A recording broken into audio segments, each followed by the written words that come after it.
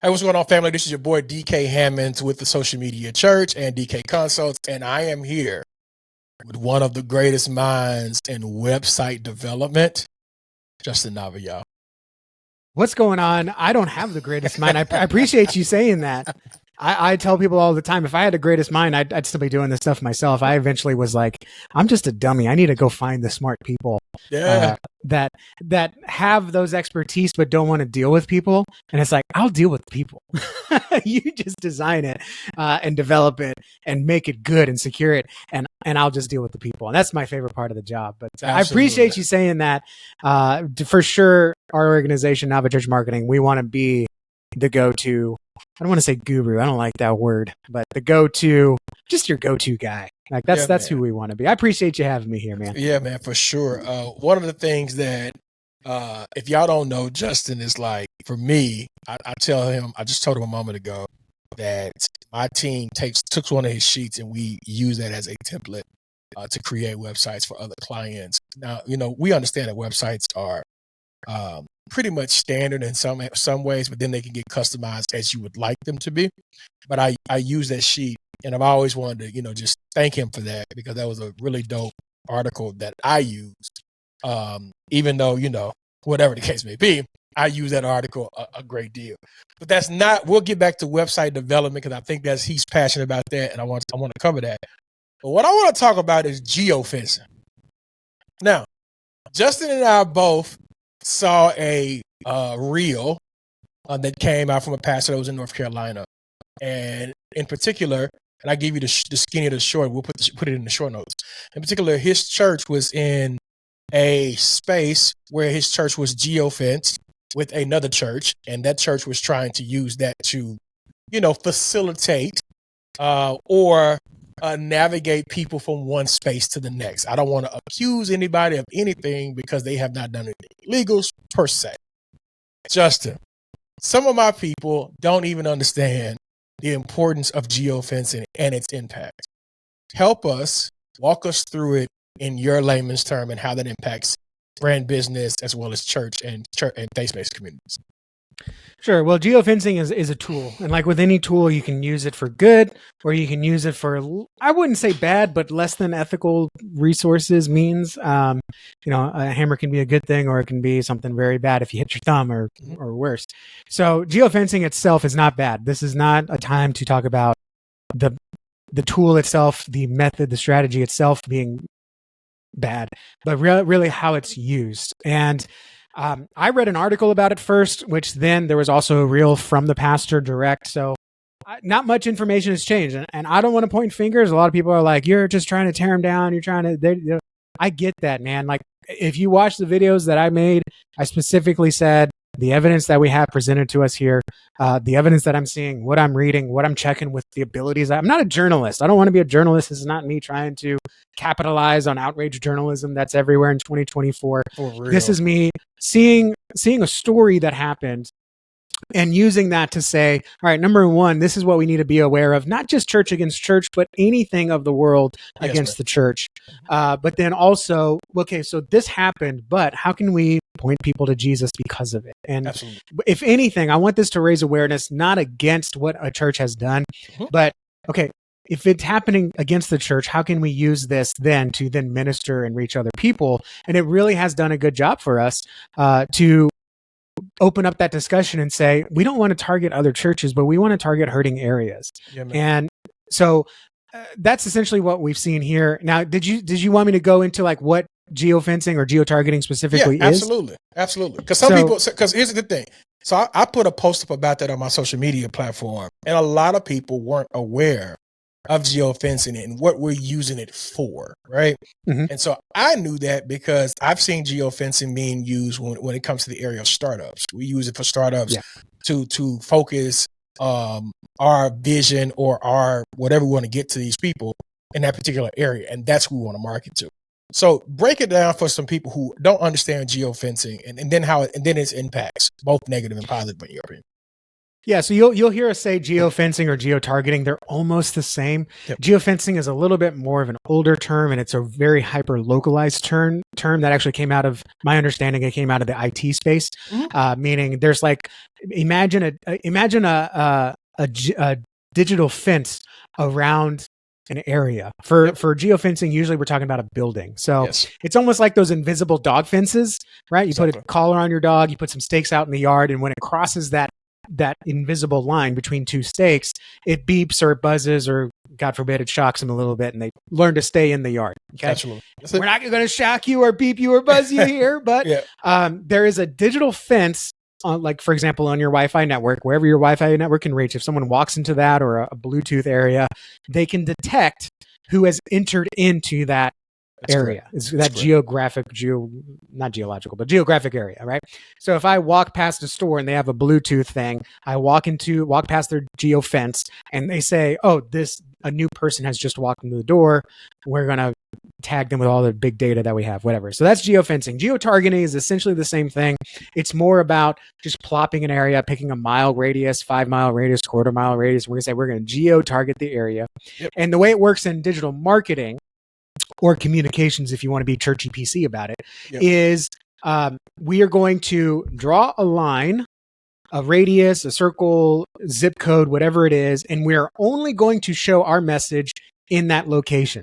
So when we talk about geofencing or geotargeting, for example, I can take a zip code, 76542. I think that's one of my old zip codes. Good luck trying to, you almost got me.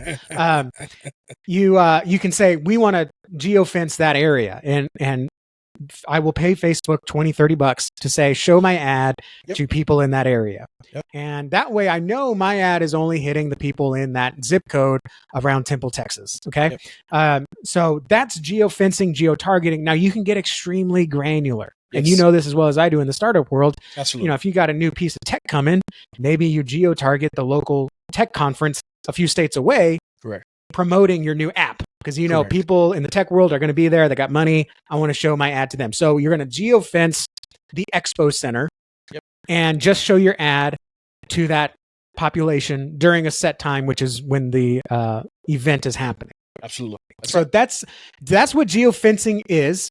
It's selecting a specific physical location, and then marketing wise, you put certain dollars to say, show my ad in the Facebook newsfeed, Instagram feed, Google search results, TikToks when people are scrolling by, or reels or shorts. Show my ad to people in that area.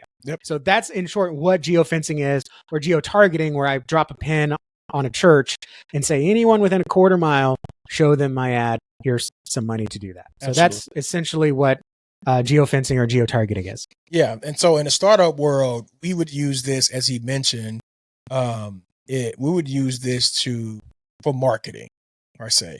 And we would also use it for testing to see if we can find anybody who wanted to test our product in a particular area, so that they could be, you know, brand ambassadors, or they can be actual A/B testers, etc. That's why we would use that. And that's why people are using it. But it's unique now that those same things that we use in the startup world that they continue to use in big tech and small tech and big data, now it's kind of making its way into the church space. And so now we're starting to see churches use some of these same, I wouldn't say tactics, but same techniques.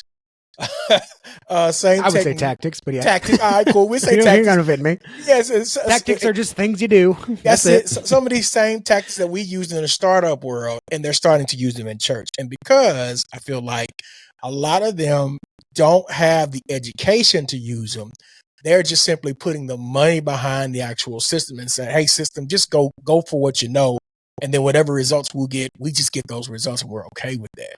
So has that been your similar experience, where people are doing similar and just trying to throw the money behind it and see what they come up with? Or are people actually having a digital marketing plan to actually infiltrate and make an impact for the kingdom of God's sake?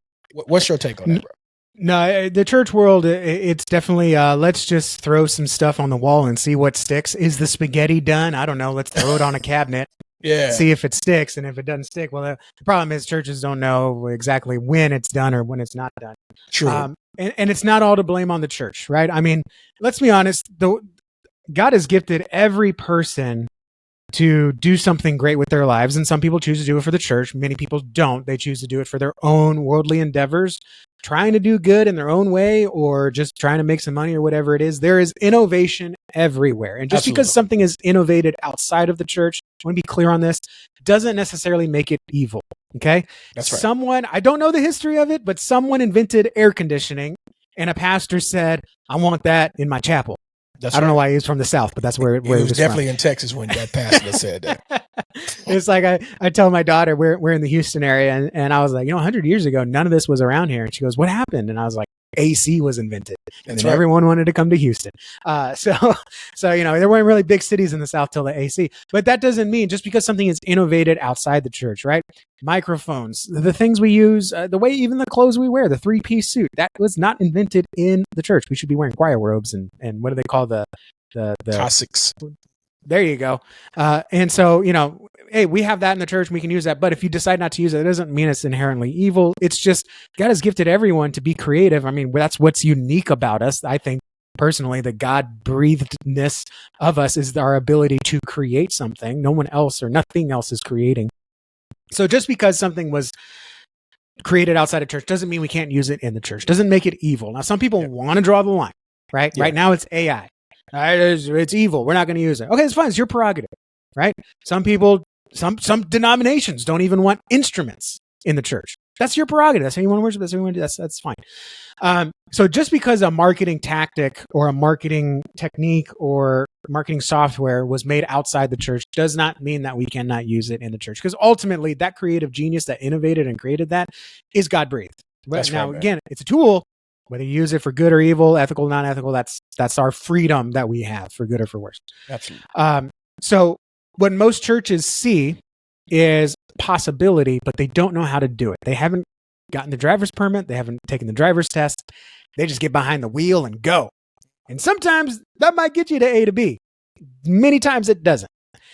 Not all the fault lies on pastors and church leaders, though, because they are well-meaning. A lot of the fault also lies with software companies who say, it's as easy as ABC. It's as easy as 1, 2, 3. It's as easy as logging in, watching this video, paying the subscription fee, and clicking the...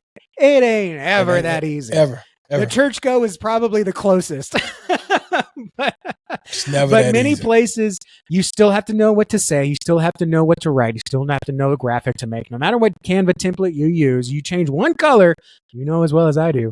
Yeah, that one color ain't gonna look good on that design, even though it looked great on the window, right? It's like when you pass the shirt or the dress or whatever in the window, and you're like, man, it looked really good on the mannequin. It don't really look good on me. Nope. So it's not all on the church's fault for just like seeing the promise be over-delivered and over-communicated, and then it doesn't work out. Yeah. So, yeah, I see a lot of churches that see the possibility and they see what big business is doing, right? That's where everyone's attention is. Yep. It's on social. It's on the ads. People are giving more money to businesses and e-commerce than they are to the church. I'm not saying that's a bad thing, nope. But they're certainly not, when they're not given 1-2% of anything cheerfully, but instead they'll go out and go buy, another drink, another meal, another movie, they'll support a politician. They're all seeking to support things they think will fulfill them or create kingdom on earth, when you and I both know what will be. So churches see what others are doing and they say, how can I get a piece of that action? How can I get some of that attention back on us for the kingdom? And they go out and they try to do it. They just don't know exactly what to do, how to do, when to do it. And for me, how to communicate the right message in the right way using that tool. So long walk to a short drink of water. You'll notice I like to take those long walks. I see a lot of churches have the will. They don't have the way. They don't have the knowledge. They're ready to get behind a car because they said, oh, you just press this pedal to go and this pedal to stop. Ain't that easy. I almost flipped our car the first time because I didn't realize you had to turn your wheel 10% of the way to actually make a 90-degree turn. I thought you just... Oh yeah, that old 1996 Dodge Ram almost flipped over. Yeah, I think it's important, man, as people, as we're starting to really introduce a lot of these tech ideas that were once pre-existing into the tech space, into church.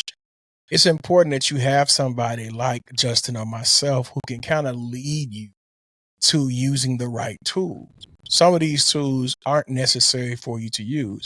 If you're trying to use geofencing or geotargeting, you're using this in an effort to think of it like this. I'm using this because I don't want to walk to evangelize. So I'm going to use an application like a Facebook ads or a Google ads to kind of get that information out there, and I don't have to do that. Will it cost you? In most cases, it will cost you.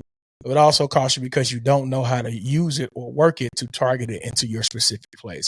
So those things are hyper important when it comes to the fencing, when it comes to the targeting, is that you have to understand who you're trying to reach, who you're trying to not reach, who you're trying to gather and bring into your space, because those are the people that you want to be putting ad dollars behind. Now I hadn't found one product outside of Google Ads, and even Google Ads has to have a nonprofit thing that you have to fill out. I hadn't found one product anywhere else that's free. So what we're talking about is usually a paid for feature.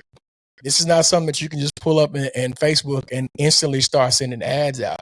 It's not going to work for you that way. You're going to have to put some financing behind it. But I think what's important is intention. Who do I want? Who am I intending to follow or reach or, gather or want to be in community with?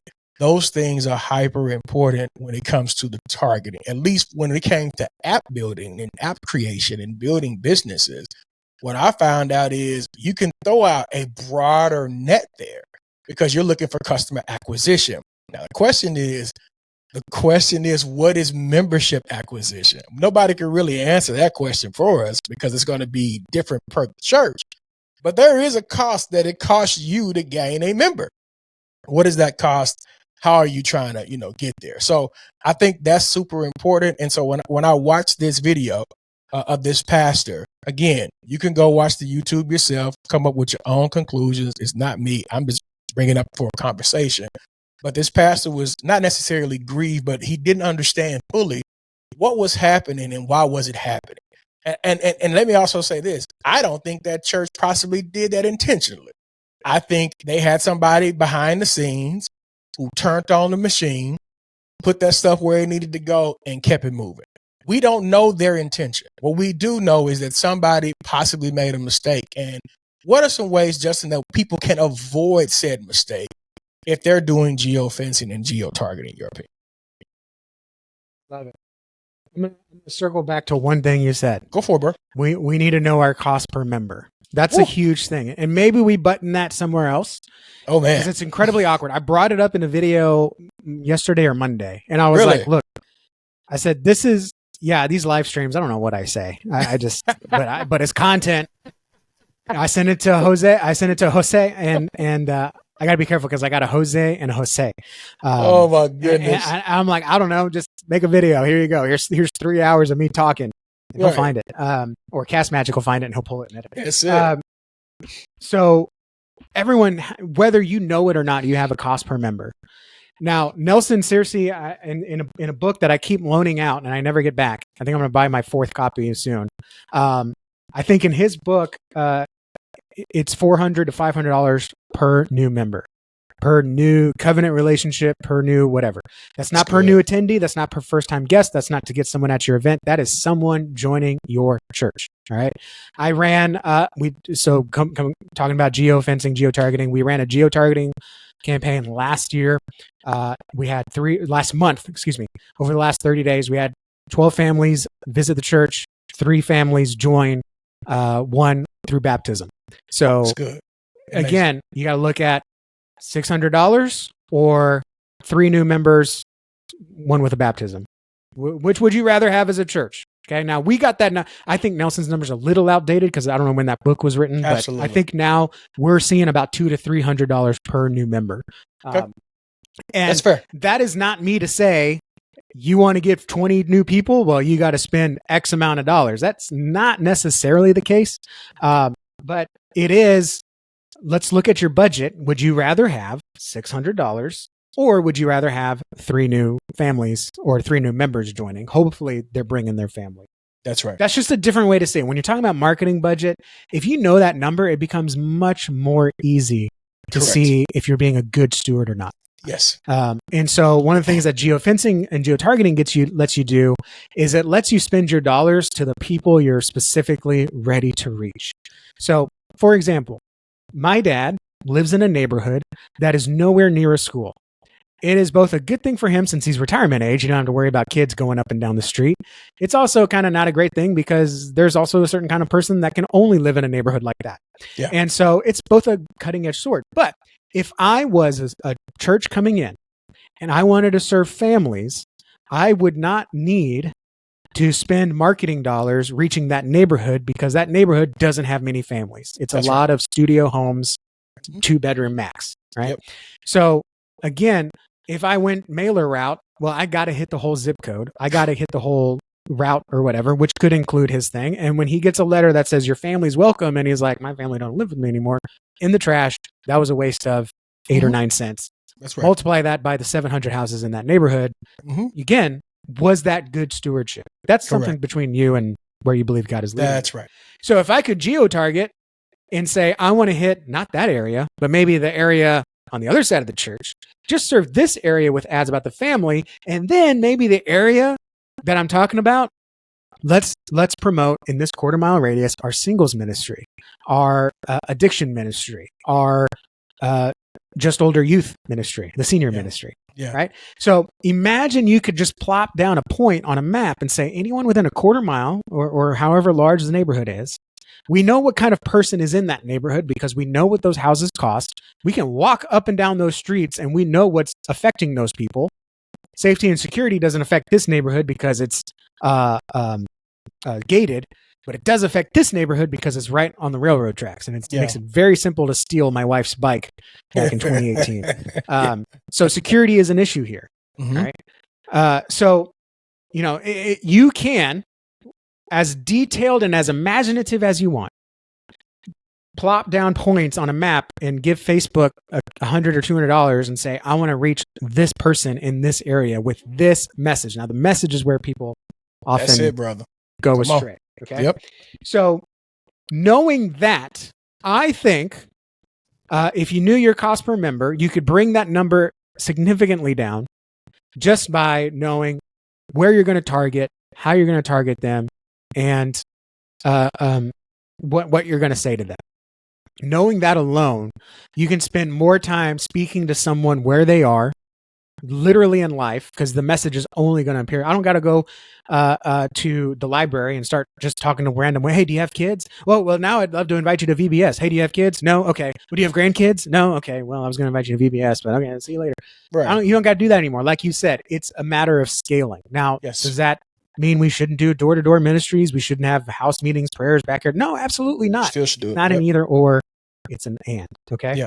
So knowing that cost per member, knowing that cost per getting someone in the door, cost per visit, if you want to call it that. Yep. If you take it more granular than that, again, these were things that were probably innovated in the business world: cost per lead, cost per acquisition, churn rate. Okay. But if we can take that idea, the same way we take marketing psychology, the same way we take just the comforts of padded chairs, padded pews, speakers, microphones to amplify the message, to make it easier to receive that message, right?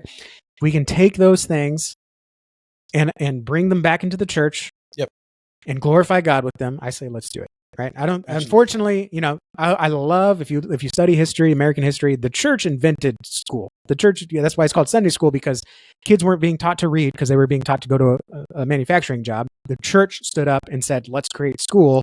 And then the government was like, I think it was Maryland first to do that.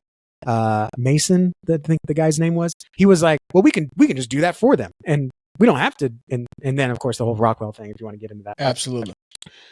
Now, you talked about unintentional uses of those things. As with anything, there is a learning curve to ministry. There is a learning curve for ministry. The number of times people have had to tell someone else, like, hey, youth, let's put you in a leadership role. And then the youth comes down and you're like, you can't say that from the pulpit. You know, you can't, whatever it is, right? Like, You can't say that word. You can't do it. Like, there's a learning experience across all ministry. As many podcasts as I've done, there's still words that I don't mean to be offensive with, but apparently they're offensive. And I have to say, I had no idea. I'm never going to say that. Let me re-record it for you. Like, I will do that for you because I don't want to be an obstacle to someone hearing my message. Yes. That said, there can be unintentional use cases. And I 100% believe that someone came in and said, we have a new church. We want to grow this church. To grow the church, we need money. So let's find people that have money. And probably in an ad campaign that had 5 different campaigns in, or 5 different ad sets, 5 different objectives, goals, targetings, or whatever. One of them was, why don't we just go to target people that are already giving to a church? And maybe they'll like our church. Yeah. And again, we plant church. And again, benefit of the doubt. We plant churches to reach a group of people that the current churches are not reaching. We don't just plant churches. We've explored all the land. Okay. Absolutely. So, I mean, at this point, it's this community is not being served by the churches there. And it's not a fault of them. It's just the people that God has brought to this area. Now he's calling us to that area to plant a church, to reach people in a new way that no other church can. And maybe if I was the marketing guy, I could imagine thinking, well, maybe there's people in an existing church and God's calling them to another church. They call them to our, and they need to know about our church. Mm-hmm. Well, how do we reach that person? Well, let's run an ad to this church area, and let's just say, hey, we got a new church in town. And I've had people tell me, I think I had comments too. If it's a good church, people won't leave. That's not true. Yeah, 100%. There might be, like, for example, me, if I saw that ad and I'm 100% happy with my church, I'm not going, I'm not leaving. That's fine. Right. But there are some people who can be called away, distracted, led away with, hey, we got the city's biggest slide in our kids ministry.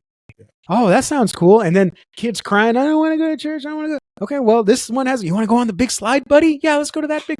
And you go over there, and God willing, it's a good gospel-centered church that's going to preach the truth. That's not always the case. Okay, yes, so absolutely. 100%. If it's a good church and people are wise and up on it and supportive, that ad's not going to work on them. It might, though. And this is where it comes to like unintentional, unethical use of some of these tools. Yeah. That is something that just needs to be learned. And that's, again, one of the things that, I don't want to call this story out to point fingers and talk down on someone. I never once said that this is a wolves in sheep's clothing. I will say that's a false prophet. Don't go to that church. Don't listen to that pastor. Don't whatever. I will say that. I never said that about this church because I do believe, at least I want to believe, that this was done unintentional. It was just one person making a campaign decision. That was probably one of many. Yes. With the higher budget that they probably got to plant this church. Absolutely. But it is something to be aware of, that this is happening. And I think it's a very good thing that someone got mad. I don't know, man, you can't read that stuff over messages, but someone was also upset that I was like, this happened 5 years ago, dude. I'm like, yeah, but the pastor just shared it last week. Come on. And I think very wisely, he waited until he was at a point where he could share it stoically so that the message is front and center, not the emotion. That is correct. And I applaud him for that because I don't know if I could do that. Yeah, I definitely, I got behind, when I watched the video, his heart, me and my wife both listened to it, his heart about it, it felt like, hey, I was focused on the work and this just kind of came up and I wasn't being disrespectful, but I just wanted to bring some awareness to the conversation. I think even when we're dealing with life and ministry, there's nothing wrong with bringing awareness to something that you need awareness to. You absolutely need to have a conversation, not to be disrespectful, but to simply say, hey man, did you know this?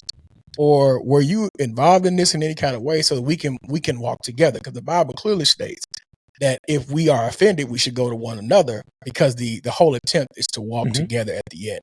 So if that be true, his intent was not to be disruptive. Because again, if that was 5 years ago, he could have been disruptive 5 years ago. His intent was to convey a story that impacted him in such a way. And I get behind that. And I even get behind the church that's over around the corner, whatever the church name is, whatever the case may be, that's around the corner that put up the ads because they're trying to generate members. I don't get behind some of the language that was said and put into that part, I'm like, as a digital marketer, as an owner, I would be annoyed by that because you intentionally said these are the types of people that you're trying to target, right? Yeah. And that part, and again, because it was,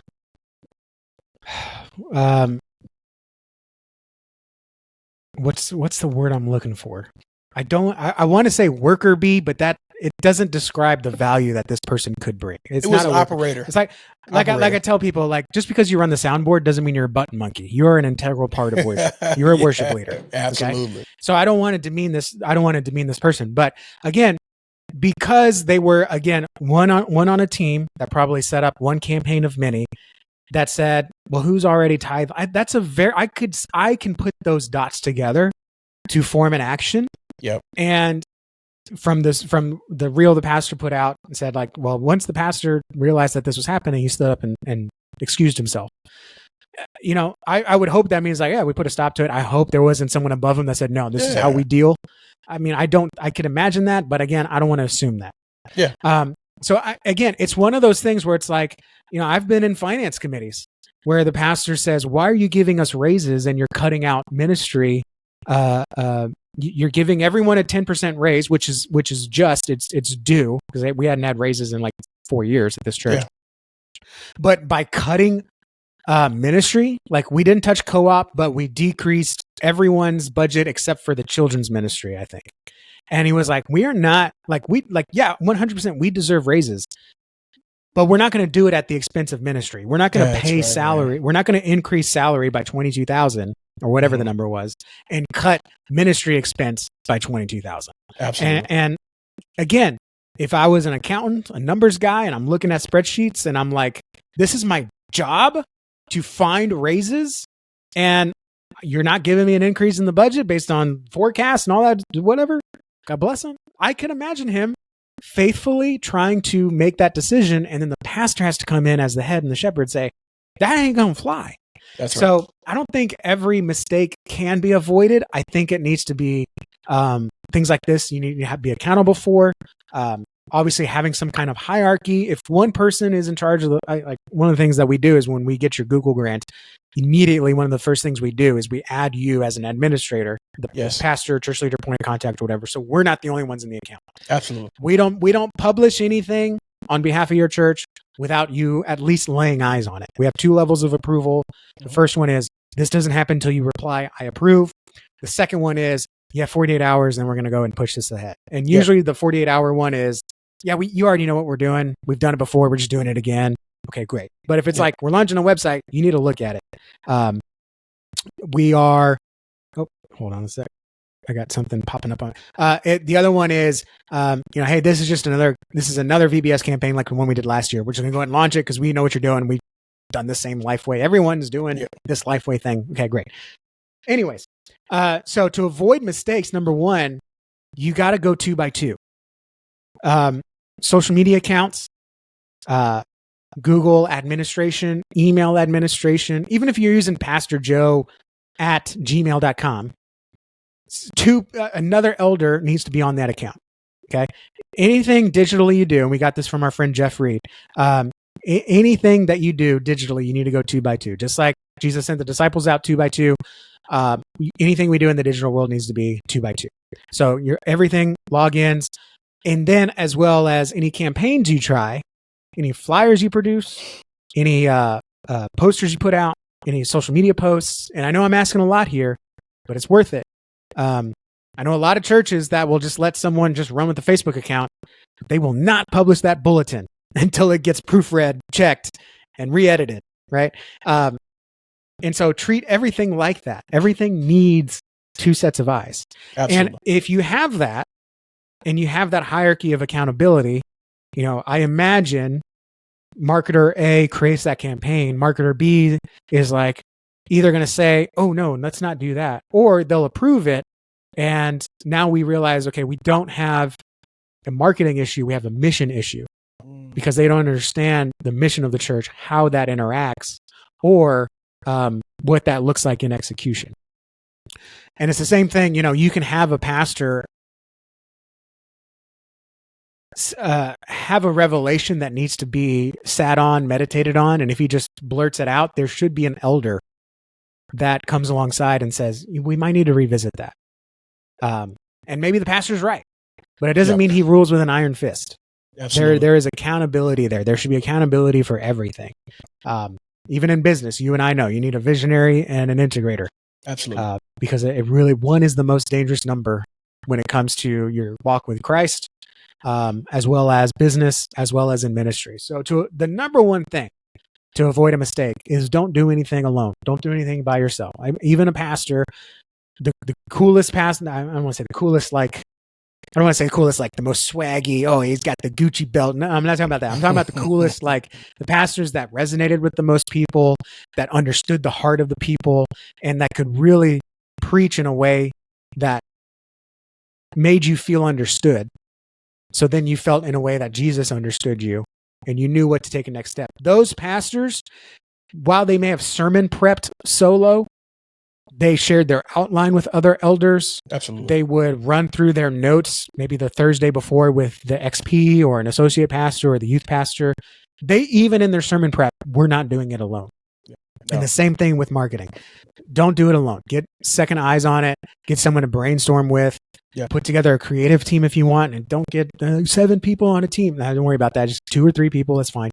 And that way you have some accountability for what you're doing, to where someone can say that might not be ethical, or let's get a third set of eyes on that, right?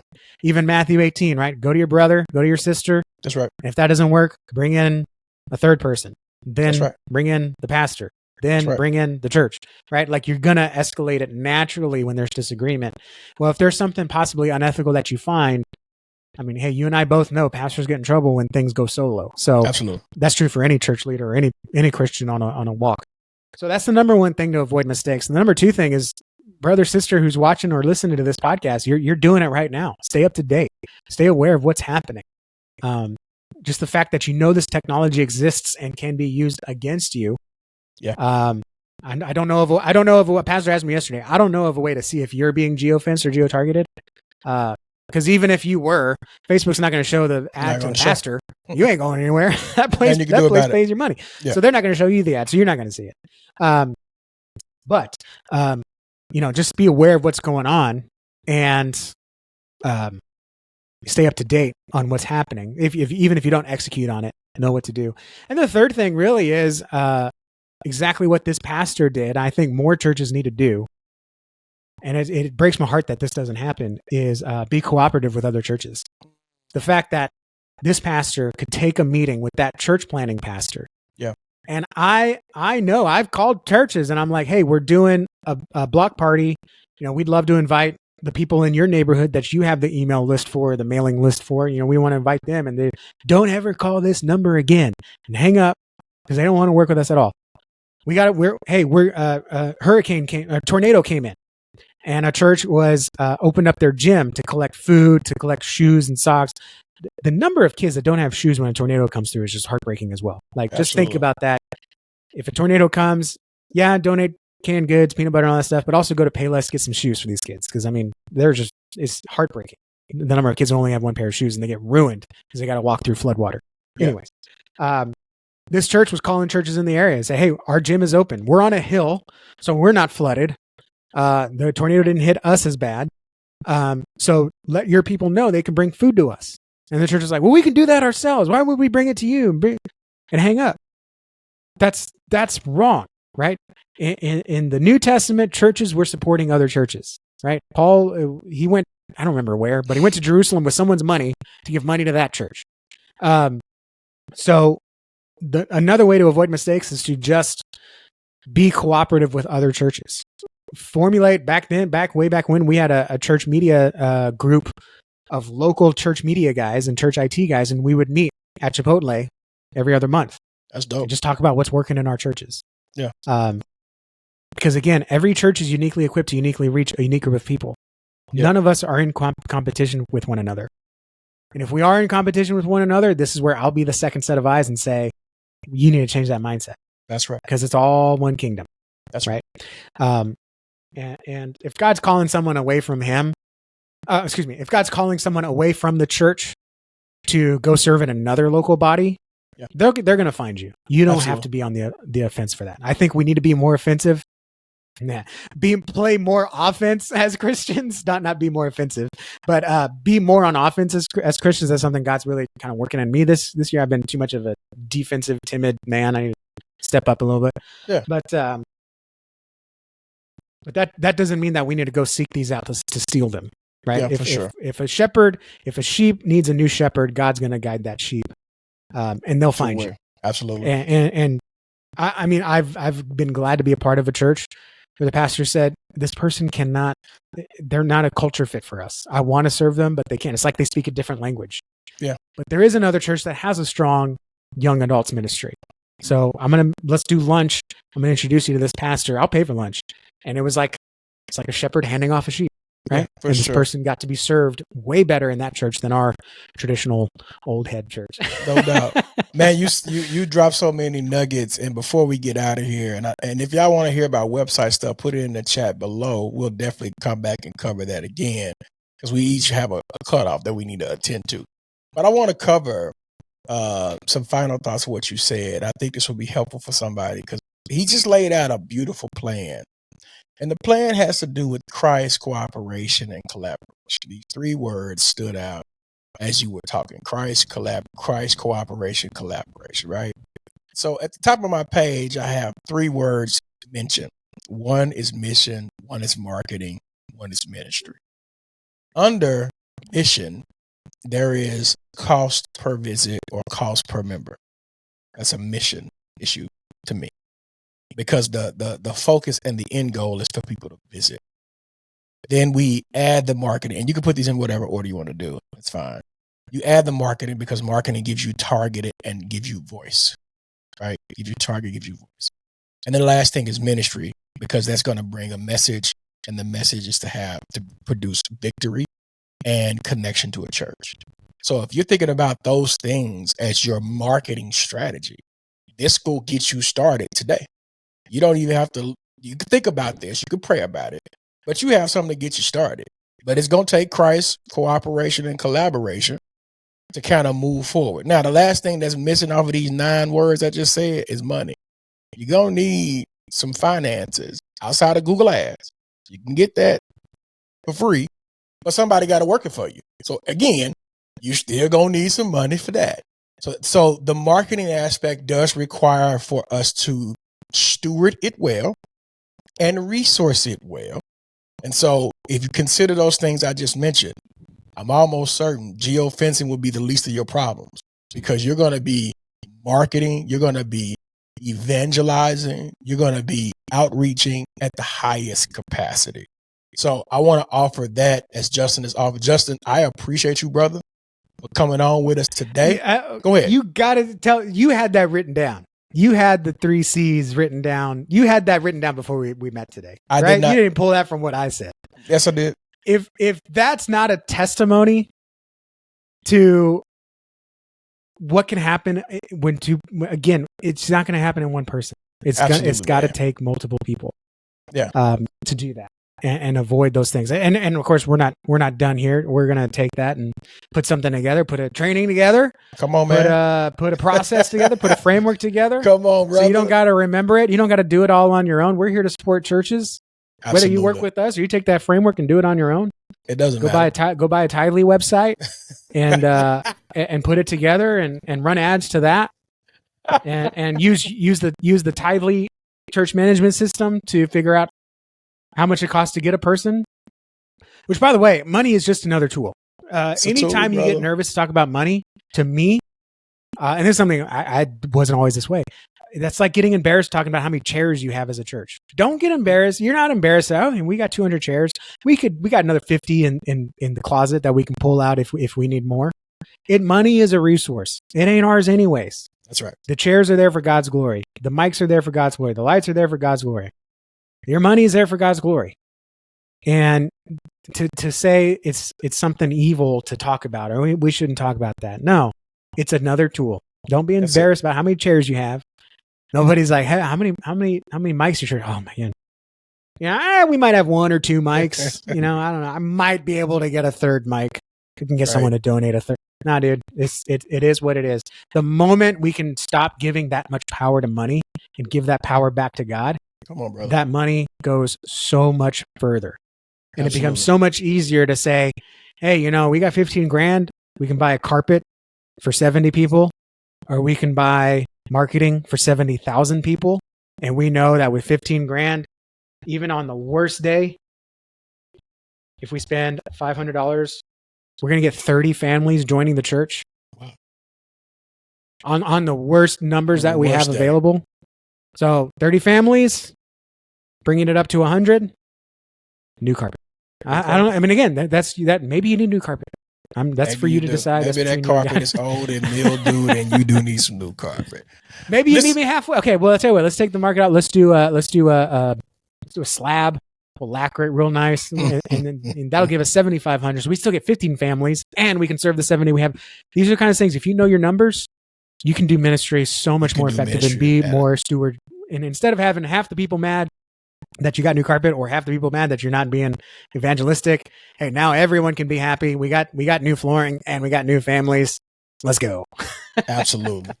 Listen, y'all, thank y'all for supporting, listening, watching us on social media, church. Justin, thank you for those final thoughts, brother.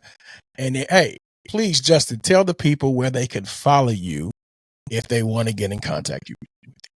You can find me everywhere at the Justin Nava. That's my handle on pretty much all the website platforms, the Justin Nava. Best way to kind of get in touch is actually go to navachurchwebsite.com. Download that framework that you DK we talked about earlier today. Then you're going to get on my email list, and all of those email replies go directly to me. I don't jump on Facebook very often. I don't jump on YouTube very often except to live stream. I don't check comments or DMs, but I do live in my inbox. So that's the best way to get a hold of me if you have any questions or anything. Absolutely, brother. And please, please, please, please, you guys make sure y'all follow them if y'all hadn't followed them yet. We also thank our sponsors for sponsoring our podcast. We appreciate, love you, and thank you. And please continue to watch us at SMC. Love you. Peace.